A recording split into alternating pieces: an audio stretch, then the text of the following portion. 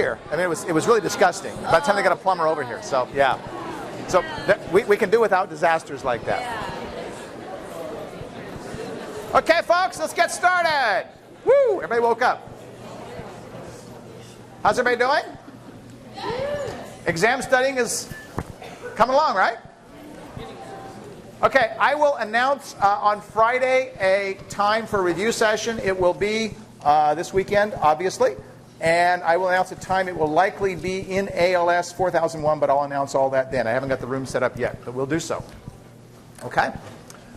I will videotape the lecture. That's the next question I get. And I try to get it posted as quickly as I can. OSU system takes a little while to get posted, but I will work as quickly as I can to get it posted and so forth. So if you can't make the time I have it set, then hopefully the review session helps you.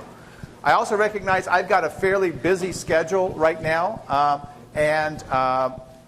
Don't let that inhibit you. Please come and see me. And if I need to rearrange things or schedule things, I'll do that. So don't let my schedule be a problem for you getting your questions answered. You're welcome to come and let me know you're out there, and I will work as best I can to get you in and answer your questions. Okay? So please don't let that stop you. Did you have a question? I'm sorry? Will you be able to remember? That's what I just said I was going to do. Yeah. Okay. Questions, comments? All right. So what I hope to do today is get through enzymes. If I can do that, I'll be right on target for where I want to be. The exam material will cover through today's lecture wherever I stop, wherever I finish today. So if I go 90 miles an hour, then that's not good. So I won't go 90 miles an hour. All right? But wherever I finish the lecture today, that will be the material for the exam. Okay? And everybody who asks me that question later, I will know wasn't in class. So, and they haven't listened to the lecture. It's always amazing to me. What did you say? Or, something I said in the lecture. It's like, well, maybe. You might want to check the video before you ask. Okay. Well, we started talking about enzyme parameters last time. We talked about Vmax. We talked about Kcat. We talked about Km. And you saw how those plots could happen. If we plotted velocity versus substrate concentration, we saw a sort of a hyperbolic plot. And you saw that if we took that same data and we put it into a double reciprocal plot, that we ended up with this very nice straight line that gave us a y-intercept that had a value of 1 over Vmax and an x-intercept that had a value of minus 1 over Km. So it gave us a very easy way to visualize and determine what Vmax and Km actually were. Okay? Now, I want you to keep those parameters in mind. Those are the three most important parameters that we have with respect to enzymes. They'll come up later today when I talk about inhibiting enzymes. And inhibiting enzymes has a lot of relevance for medical purposes and treatments and so forth. So we'll talk about that in just a little bit. Now, a few people asked me about this, so I wanted to just post this thing here. There's not a major point to make about it, because several people have asked. I wanted to say a word about it. And that is that some enzymes can, in fact, work on different substrates. Okay? So some proteases can basically cut at different places with different efficiencies. So they're cutting at different sites. I've already shown you how trypsin cuts at lysines and arginines. Here's chymotrypsin, which cuts on near a variety of different substrates. But you see there's very different efficiencies with which it does that. Here's a measure of Kcat over Km, and I'm going to say a word about that in a minute. But we see that these efficiencies with which this enzyme cuts these substrates vary considerably. This is a millionfold difference between these guys right here. So there's some very big differences in how well they work. So when I said Kcat is a constant for a given enzyme, it's a given enzyme with a given substrate. We change the substrate, we change the reaction essentially, and so that Kcat may change. But for a given enzyme with a given substrate, Kcat is a constant. Okay. So again, I don't want to make a big point out of this, but since some people asked, I just wanted to point it out to you just so that you're aware of how, I guess, a situation where Kcat actually would change. Well, the topic of efficiencies of enzymes comes up. And so I always like to have students think a little bit about what does efficiency mean? Okay? So in a factory, efficiency means basically the number of automobiles that can be produced per number of workers, right? Or that'd be one way of looking at efficiency. Or we could say automobiles per time per number of workers, right? So there's a variety of ways that we could think of efficiency in a macroscopic world. How can we think of efficiency in a micro or nanoscopic world like we have with enzymes? And it turns out that neither Kcat nor Km alone is a measure of efficiency. Kcat tells us speed, and Km tells us affinity for the substrate. Now I bring these two up to you because it turns out that when we think of efficiency, an enzymatic definition of efficiency combines both of these. It combines both of these. So if we think of an enzyme that is very efficient, we could imagine A, it would be an enzyme that would have a high turnover number. It would work very, very rapidly. Okay? In addition, an efficient enzyme wouldn't take very much substrate to get to half Vmax, meaning it would have a low Km. So the most efficient enzymes will have a high Kcat and a low Km. Those two qualities together make an efficient enzyme, and they actually teach us something interesting about enzymes. Okay? This is a plot, this is a table, not a plot, that shows you the value of Kcat over Km. Don't worry about the units for the moment, but Kcat divided by Km. Okay? I told you that an efficient enzyme has a high Kcat, it has a low Km, so the most efficient enzymes will be those that have the highest ratio here. Okay? The values here you see vary about tenfold. I'm going to throw catalyze out for the moment, but you see values ranging from about 1 times 10 to the 8th, that's about what that is, up to about 7 times 10 to the 9th. Okay? It turns out that when we study and we compare this value of Kcat over Km for all the different enzymes, we see a pretty wide range of these, which tell us that enzymes work at a wide range of efficiencies. And that's not totally surprising because, as I said, we don't want every enzyme being a Ferrari we drive to Fred Meyer. If it gets too fast, too out of control, it's hard to control. We can't do that. So having lower efficiencies for many of our enzymes makes sense. For some of our enzymes, however, they approach a maximum value and they never go higher than that maximum value. So about 10 to the 9th, thereabouts, is about the maximum value you ever see for Kcat over Km. Now, it turns out that has a meaning. The meaning I'm going to explain to you is as follows. It means that there's something that keeps that ratio from getting any larger. And from theoretical studies, it appears that the limiting factor for that ratio is the rate with which substrate can diffuse into the enzyme's active site. The rate with which that diffusion happens, because everything happens according to diffusion. The enzyme finds the substrate by diffusion, by the movement of molecules through that liquid medium. The liquid medium, for a very efficient enzyme, is the limiting factor. How fast can that substrate move through that liquid medium? That's why we see this ratio that can't get any larger. Yes, ma'am? Can you possibly speed up diffusion by putting heat in the system? Can you speed up diffusion by putting heat in the system? You can, but then you run the risk of denaturing the enzyme. So yeah, there's some really, and you're thinking along the right lines here. Okay? Now, these enzymes are working at pretty incredible efficiencies already. All right? They're working at pretty incredible efficiencies. So we see the limit that occurs for diffusion. So the rate with which they can diffuse through the medium into the active site is a limit for this ratio. There's another thing that's a limit for this ratio. Okay? And that is basically the structure of the enzyme itself. It turns out that these enzymes that have this very high ratio are what we call perfect enzymes. They have evolved to the point, and you're going to think I'm making this up. I'm not making it up. They have evolved to the point where any mutation will make them less efficient. Any mutation that they suffer will make that ratio go down. Meaning they've gotten to the point maximally of structural efficiency. You can't go any further structurally to make them any better. Okay? So perfect enzymes, and I want to underline this, are enzymes that have a very high ratio of Kcat to Km. An amazing, amazing thing. Now, we'll talk later in the term about why we have some perfect enzymes. And it turns out cells are very practical.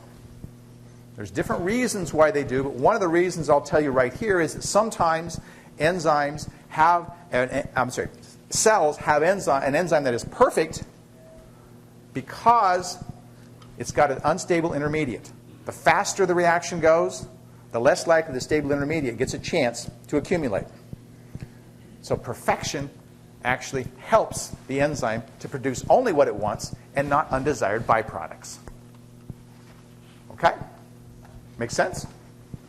All right, so that's what's up with perfect enzymes. This is a list of some of them. We'll talk about actually this guy right here, triose phosphate isomerase, later in the term. That's an enzyme that's involved in glycolysis, the breakdown of glucose. We've talked about carbonic anhydrase already, and we'll talk about it more probably on Friday or after the exam on Wednesday. Okay, so everything I've described to you so far about enzymes, I've tried to put into a very simple set of terms. That is, I think of a very simple reaction, A going to B. All right? And there are plenty of biological reactions that have this happen. In sugar metabolism, for example, we see glucose 6-phosphate going to fructose 6-phosphate, a simple rearrangement of the molecule. A is going to B. Okay? But not all reactions, in fact, are one thing going to something else. Sometimes we have A plus B goes to C plus D. Okay? So as you might imagine, people will be interested to know how it is that multiple substrate reactions proceed. Okay? How do multiple substrate reactions proceed? So there's really two big categories. Okay? One is what's called sequential displacement. And sequential displacement I'm going to describe to you. Okay? An example of sequential displacement, okay, is this example right here, pyruvate going to lactate. Here's A, here's B, actually here's C, here's D plus E. Okay? The reaction doesn't matter. You don't need to worry about the reaction. But it's an example of a reaction that has to occur in a specific order. That is, one molecule has to bind first, followed by the binding of a second molecule, because if the first molecule doesn't bind, the reaction doesn't go. Okay? So this one is a sequential displacement that involves order. Okay?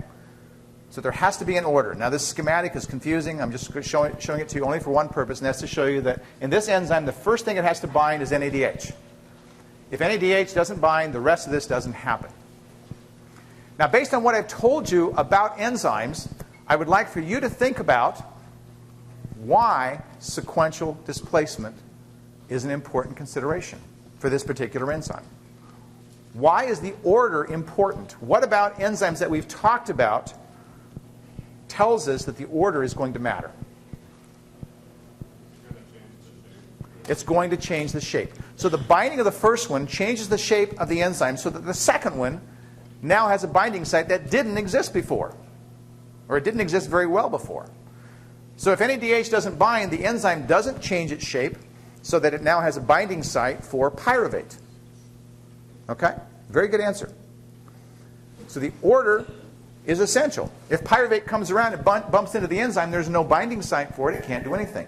So this enzyme requires an ordered binding. First, binds the enzyme, which changes the enzyme, which now can bind the second, which can bind the third, etc. The protons aren't shown on here. The enzyme's not binding protons anyway, but that doesn't matter. Okay. The other possible sequential displacement mechanism is that which we refer to as random. And as its name would suggest, it would say that the order of binding doesn't matter. One can bind first, the other one can bind first, etc. A really good example of this enzyme is creatine, which goes to phosphocreatine right here. Another one I'll talk about later in the class is hexokinase. And hexokinase is an interesting enzyme. But this enzyme can either bind creatine first, it can bind ATP first, it doesn't matter. What matters is after the second one has bound, then the reaction occurs. What does this tell you about this enzyme?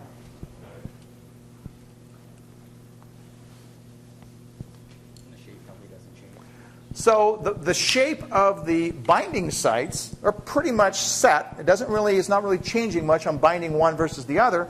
But what has to happen in this enzyme? I'll tell you. The binding of both of them is what changes the enzyme so that the reaction can occur. So we see different possibilities for how enzymes can accomplish what they accomplish. In this case, it doesn't matter because the enzyme isn't changing at its binding site. Okay? In the first enzyme, it was. So one had to bind first, followed by the other. Okay, so those are two pretty straightforward mechanisms. The one students frequently find confusing is what's called double displacement. And this one's kind of funky. Another mechanism, another way of describing this that people use is what's called ping pong. And I hope I show you why. Okay? Now, this reaction goes by, a good example of this reaction is something that we'll talk a little bit about next term. It's called a transaminase reaction. Transaminase. Okay? Now, transaminases catalyze reactions between amino acids and keto acids. So this guy's a keto acid, alpha-ketoglutarate. There's the keto part right there. There's the amino part of this amino acid, aspartate.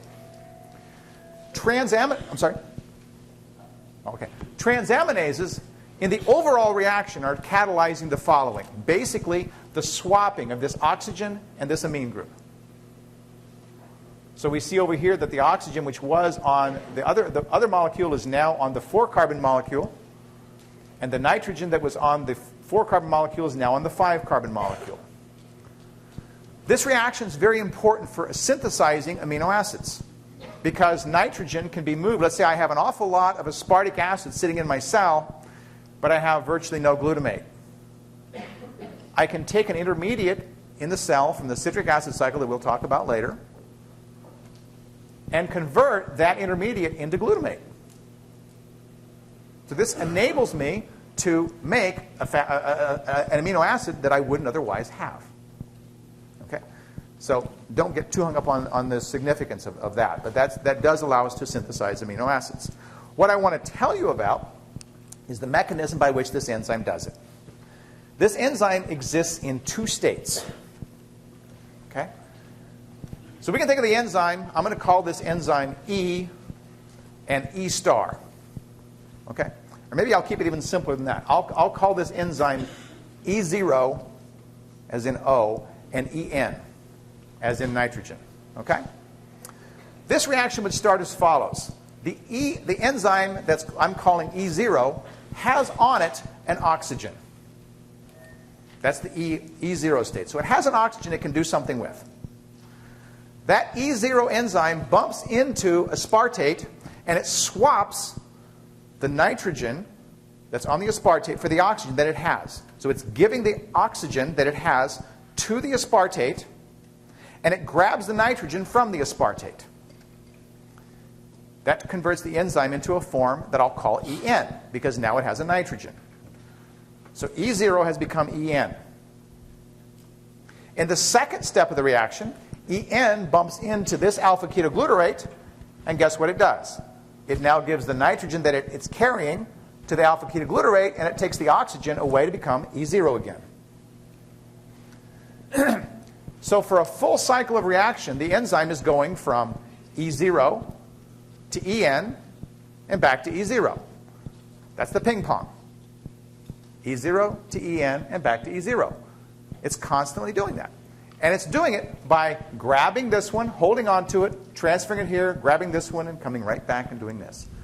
So it's just going ping pong between two different mechanisms. This enzyme exists literally in two different states, E0 and En.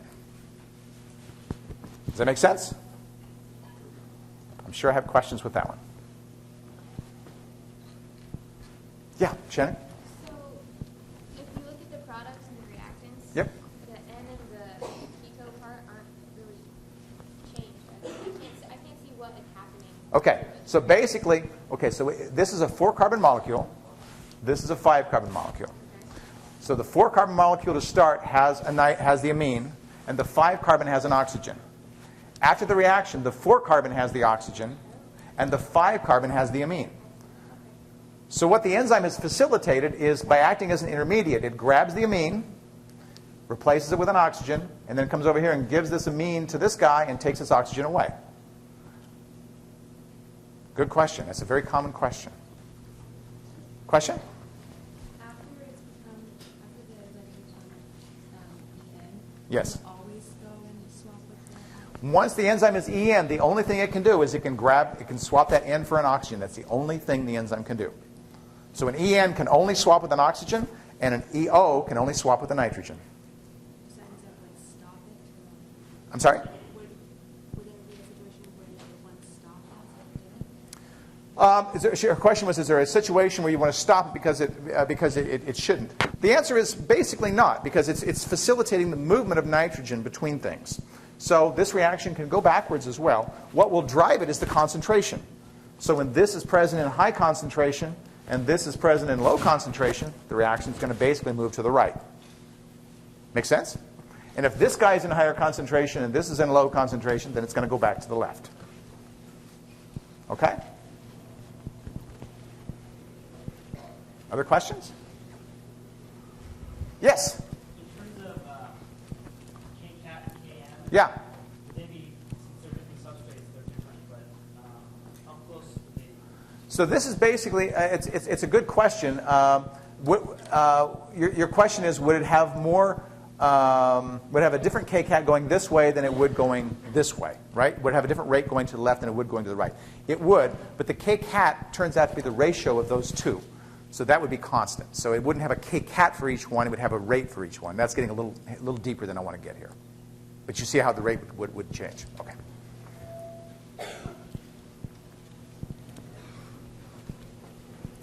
Okay.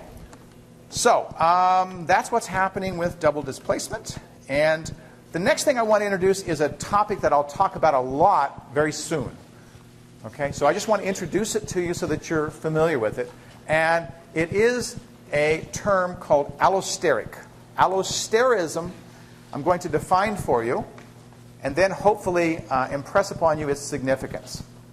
So allosterism is a phenomenon where a small molecule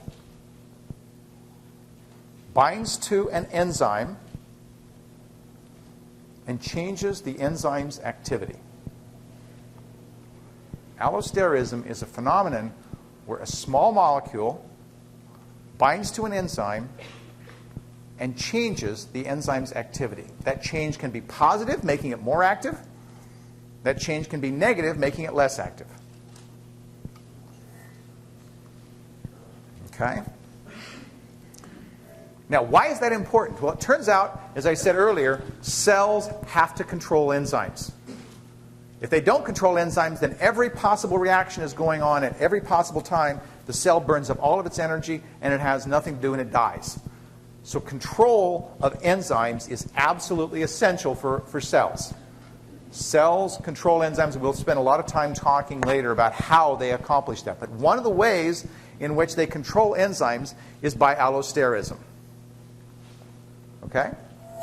Well, how does that happen? Well, we'll talk on Friday, very likely, about an enzyme called ATCase. ATCase catalyzes a reaction that ultimately produces CTP. CTP, if it binds to ATCase, will turn the enzyme off. Because when the cell gets too much CTP, it doesn't want to make any more, turns the enzyme off by binding to it, and the cell stops making things that lead to CTP. Very simple. Okay? Very simple. There's also, that same enzyme can be activated. If cells have a lot of ATP, it can bind to ATCase and turn the enzyme on. A lot of ATP indicates the cell has a lot of energy. Therefore, the cell wants to start synthesizing nucleotides so it can divide, make RNA, and other things. Okay? So this enzyme can be turned on, it can be turned off, depending upon what thing in it is most abundant and that binds to it. Okay? Well, why do I bring that up here? What am I showing you on the screen? What I'm showing you on the screen is if I have an enzyme that behaves allosterically, it doesn't look like what we saw in that V versus S plot before. it looks instead like this guy. It has what we call a sigmoid shape. Now, you've seen a sigmoid shape previously. Where did you see a sigmoid shape on a plot previously? Hemoglobin. And when we were plotting hemoglobin, were we plotting velocity versus substrate concentration? No. What were we plotting? We were plotting the percent oxygen bound versus concentration of oxygen. So concentration of oxygen was kind of like a substrate, right? Except for hemoglobin's not catalyzing a reaction. There was another protein that bound oxygen that showed a hyperbolic plot, which is like what we see in a regular V versus S. What was that? That was myoglobin, right? Myoglobin showed that hyperbolic plot. Hemoglobin showed a sigmoidal plot. What was special about hemoglobin compared to myoglobin? Not the 4 subunits, but the 4 subunits caused a phenomenon to occur. Cooperativity, right? What happened was the binding of one oxygen changed the enzyme so that it changed its affinity for the binding of other oxygens. That mimics very much what happens in allosterism. The binding of a molecule to the protein is changing the enzyme from the R state to the T state, or the T state to the R state. The R state is more active, the T state is less active. So these two curves don't just coincidentally look the same. They actually have meaning in the same because both of them relate to the binding of a molecule to a protein. So cooperativity mimics what we see in allosterism.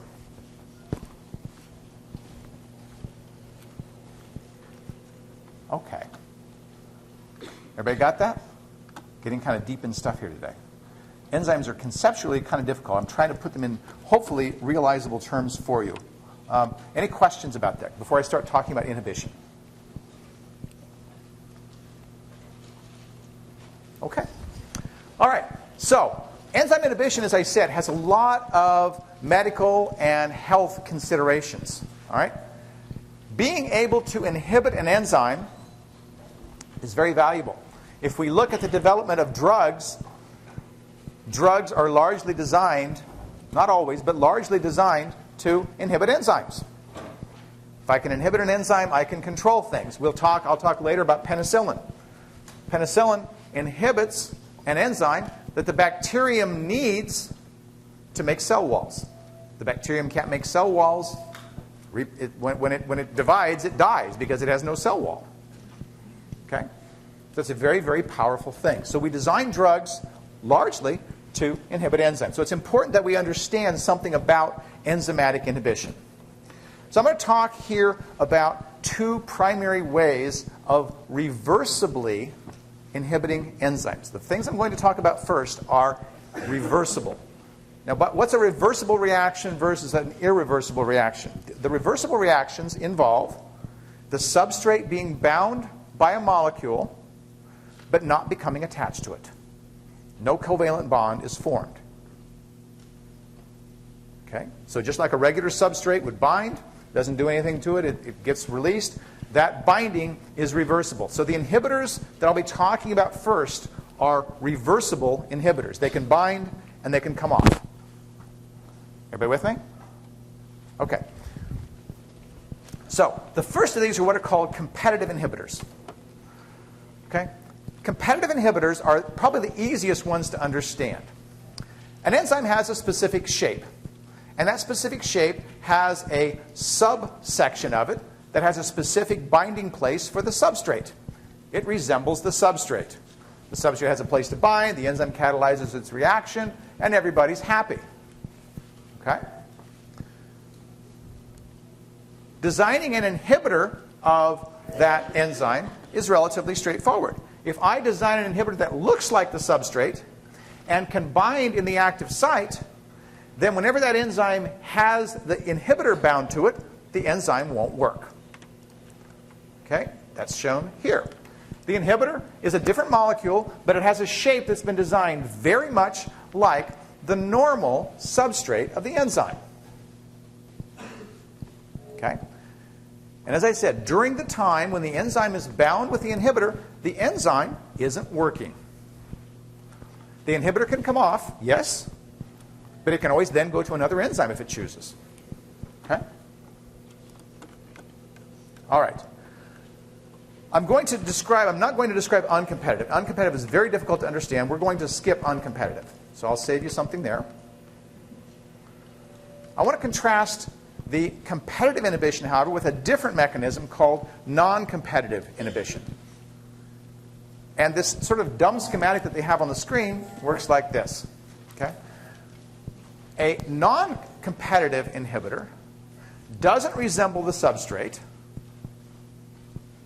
Okay? It doesn't bind the substrate binding site. Instead, it binds a different portion of the enzyme. And when it's bound to the enzyme, it inhibits the enzyme.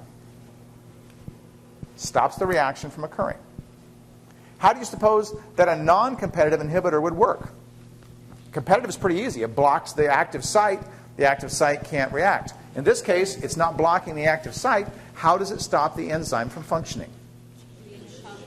Very good. Changing conformation. So the binding of the non-competitive inhibitor is changing the enzyme in some way so that the enzyme can't catalyze the reaction. Okay? Very, very useful thing. Now, these two systems turn out to have very different kinetics that we'll talk about. So let's first of all look at a competitive inhibitor. Competitive inhibitors, you remember, resemble their normal substrate. Here is a molecule we use to make something called folates that we need to make nucleotides. We need folates to make nucleotides. This is a precursor of one of the folates. There's an enzyme called dihydrofolate reductase, which you don't need to know, that catalyzes this necessary reaction for the folates. Here's an inhibitor of that enzyme, methotrexate. It's a competitive inhibitor because it looks very much like that. It binds at the active site of the enzyme, and it stops the enzyme from functioning. Now, this is a really good example about why we want to have reversible inhibitors. Methotrexate is used to treat a variety of things. One of the things it's used to treat is cancer. It works on killing cancer cells by the fact that it can bind to the enzyme necessary for making something to make nucleotides. So a cancer cell is dividing very rapidly, can't make nucleotides, it dies. Okay? A normal cell that's not dividing so rapidly has a chance to escape that, and it lives. One of the ways it has a chance to escape it is we can flush this stuff out of our system without losing all of our enzymes by adding more dihydrofolate and rescue the enzymes. If we have this guy covalently bound to the enzyme, it's not going to work. It's going to kill us. So having a reversible inhibitor actually saves us by being able to flush it out. Okay? And I'll talk later about some chemotherapy strategies. But that's one of the ways in which reversible inhibition really is very important for us. So competitive inhibitors resemble the normal substrate. Now, all right, so you get an idea about what those guys are. Let's think about what happens with the kinetics. Okay? This is a really dumb figure. Okay? I don't like it. You can completely ignore the thing on the top. Okay? And we're only going to pretend that these bottom two things aren't here. The bottom two green guys we're just going to ignore. Okay? Now I'm going to describe to you what's happening in there so that hopefully this graph will have some meaning for you. Imagine I do the experiment I described the other day.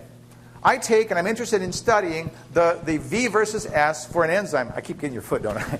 The V versus S for an enzyme. So I would take 20 different tubes. I would put in each one a buffer, a different concentration of substrate, the same amount of enzyme, and measure the product over the same amount of time, right? So I get velocity, and I plot each velocity against substrate concentration. If I did that, I would see 20 points that would give me a plot something like this, assuming I don't have an allosteric enzyme. Okay? So we get that hyperbolic plot that we've talked about before. Now, let's imagine I do the same experiment, but in addition to substrate, I add, and this is important, a fixed amount of inhibitor to each tube before I start the reaction. A fixed amount. That's the key. Why do I do a fixed amount? Well, I don't want to have two variables in my experiment. I only want to have one variable. So if I vary substrate and inhibitor, I can't interpret my results. So I do the experiment where every tube has the same amount of inhibitor, so that the only thing that's varying now is substrate concentration. And if I compare it to my earlier reaction, now I have a fixed amount of inhibitor. Okay? All right. So when I do that, I see a plot that looks kind of like what this top green line is right here. What's happening? Well, at low concentrations, we actually see more inhibition of the enzyme than we do at high concentrations. When we get to, the substrate. When we get to very high concentrations of the substrate, we discover that these two lines eventually merge into the Vmax. When I have competitive inhibition, I don't see a change in Vmax. Now, my question to you is why? It'd be a good exam question. Yes, sir. Because the substrate is more likely to impact the enzyme. So the higher the concentration of substrate, the more likely it will be that the substrate will be the thing that bumps into the enzyme instead of the inhibitor. So in competitive inhibition, the competition is for the binding site between the inhibitor and the substrate. When I get to high substrate concentrations, it's much more likely that the substrate's going to bind, because out here I might have 1,000 to 1. 1,000 times more substrate than I have inhibitor. Down here I might have 1 to 1. The inhibitor's got a 50-50 chance. So in competitive inhibition, I see Vmax maxes out for both of them at exactly the same place, because out here they're essentially indistinguishable. One inhibitor to 1,000,000 substrates, okay? I'm not going to see that happen in my reactions. Okay? 1 to 1, you betcha I'm going to see. Down here, 50% of the enzymes are knocked out. Up here, 0.001% of the enzymes are knocked out. Right? So it's no surprise then that I'm going to see Vmax being the same, because Vmax depends upon the amount of enzyme. Right? Up here I've essentially got the same amount of enzyme for both the inhibited and the uninhibited reactions. 99.999% is just like 100%. I can't distinguish them in an experiment. Okay, well, that's what happens to Vmax. What happens to Km? What's going to happen to Km if I have an inhibitor there compared to the uninhibited? How do I determine Km? The substrate concentration that gives half of Vmax, right? So half of Vmax is going to be the same for the two, since Vmax is the same, right? Here is the halfway point for the uninhibited reaction. When I go down, I've got a substrate concentration. Look at this. Further to the right means this guy is going to be further to the right. When I have competitive inhibition, the Km is going to increase.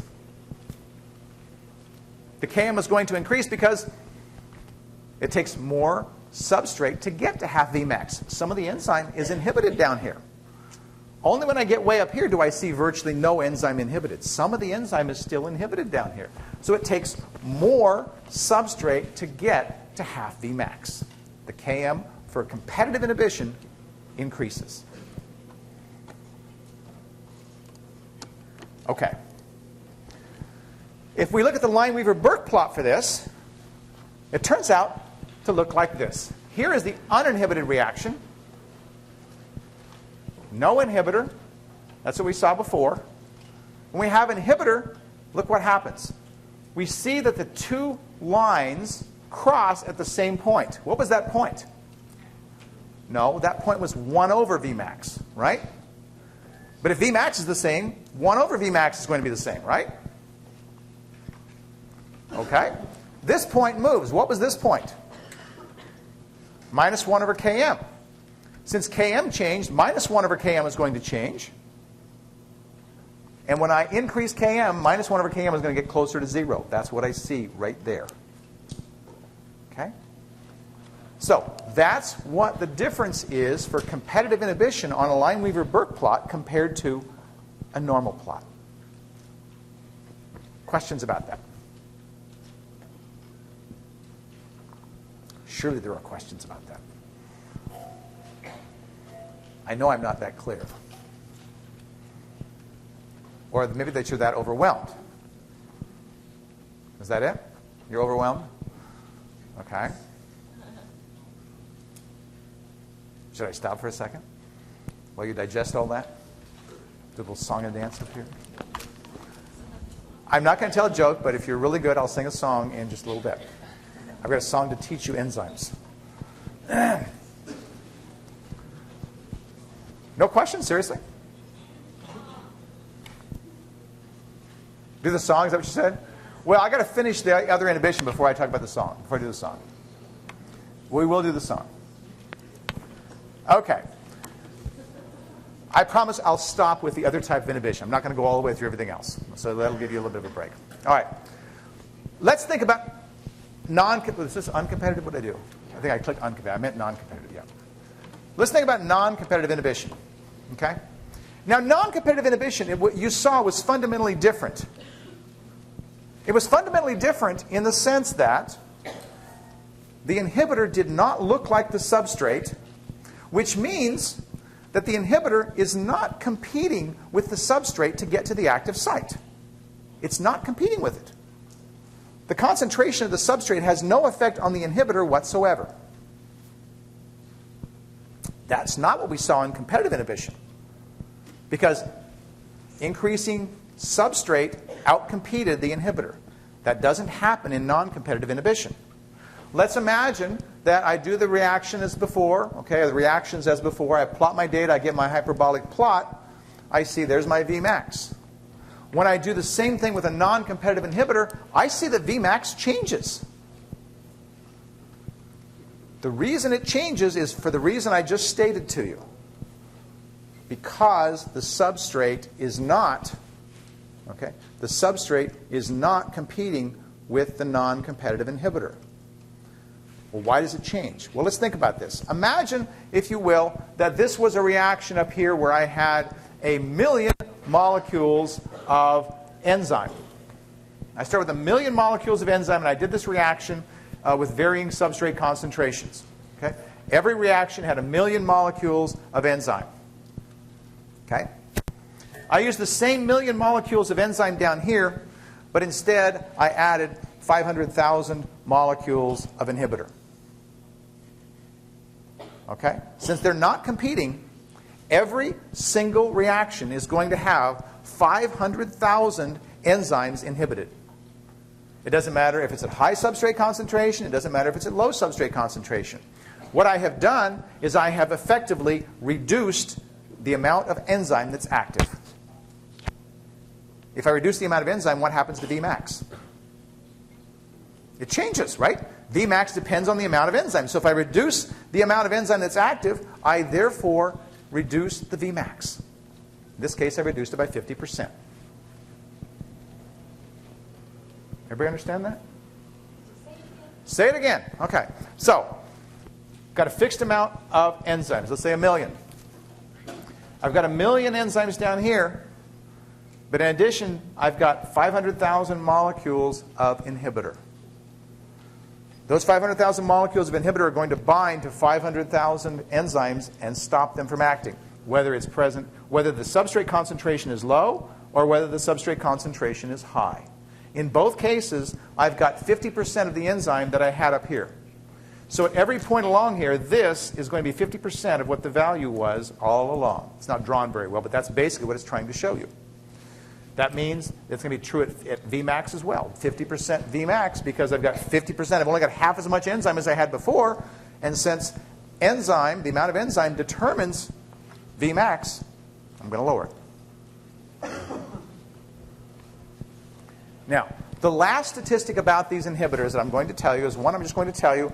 If you're curious to know why it's the case, I will tell you later, but I'll just briefly tell you why. And this is a surprising thing, in some cases to you, the first time you hear it. For non-competitive inhibition, the Km does not change. Now, the simple answer to why that's the case is because you can only measure the Km for an active enzyme. You can't measure it for an inactive enzyme. If you're curious to understand better why that occurs, come see me and I'll show you. I argue it for you better than I can do it in front of class here. But you're not responsible for knowing why. To summarize, competitive inhibition has same Vmax, higher Km. Non-competitive inhibition has a lowered Vmax, but the same Km.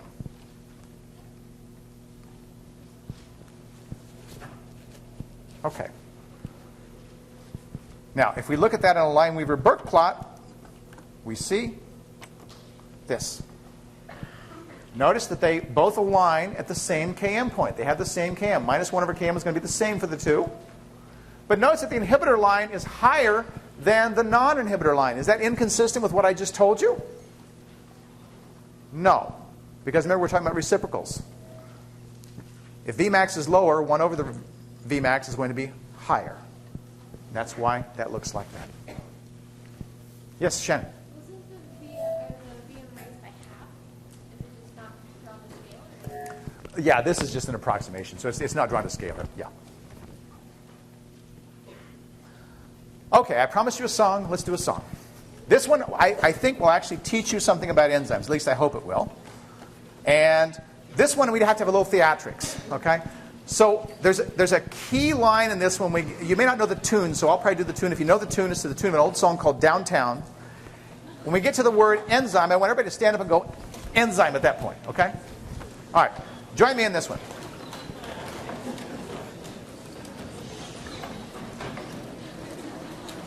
Well, what happened? I've lost my... Oh, hold on. All right.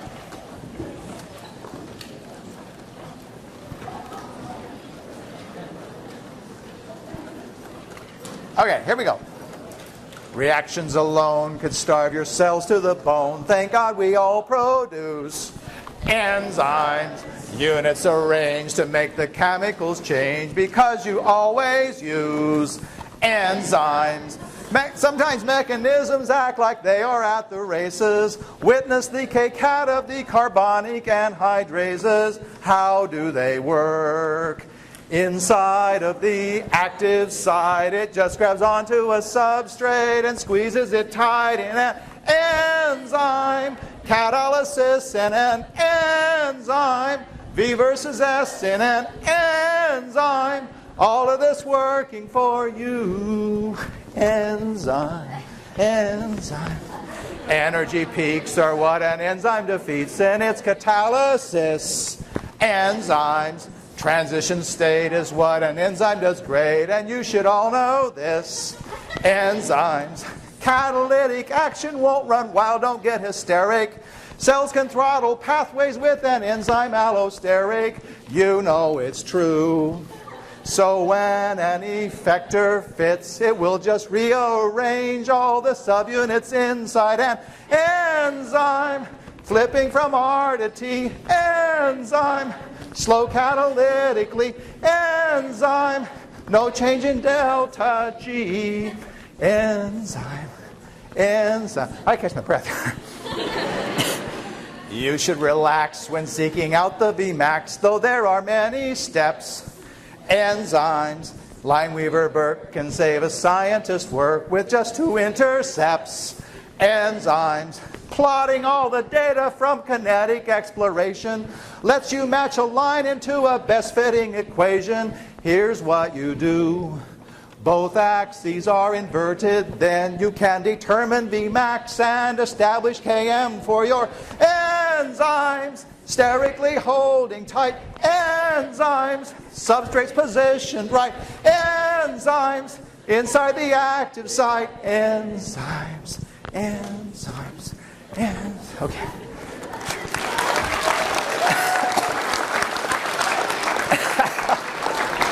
Thank you. I got out of breath on that one.